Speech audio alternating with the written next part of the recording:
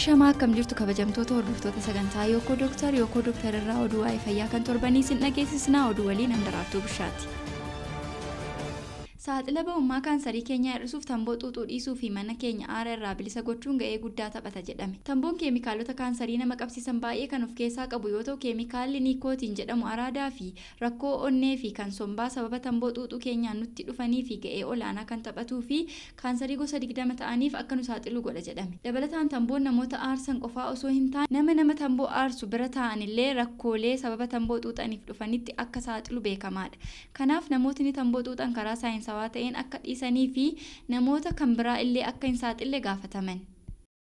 Meeshaa elektirikii xiqqoo Neuralink jedhamu sammuu namaa bakka bu'uu danda'utu hojjetamaa jira jedhame.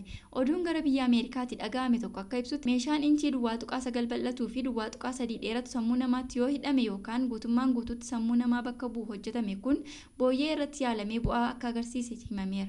Meeshaan kun dandeettii sammuu namaa ol kaasuu fi guutummaan guutuutti bakka bu'uu akka danda'u himame.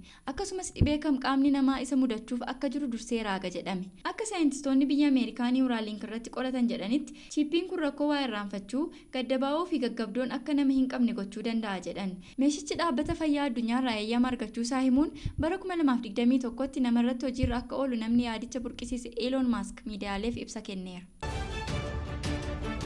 Kabajamtoota hordoftoota keenyaa oduun waa'ee fayyaa kan torbanii isiniif qindeessine kan hangammaa toranii hanga torbanitti nagaatti.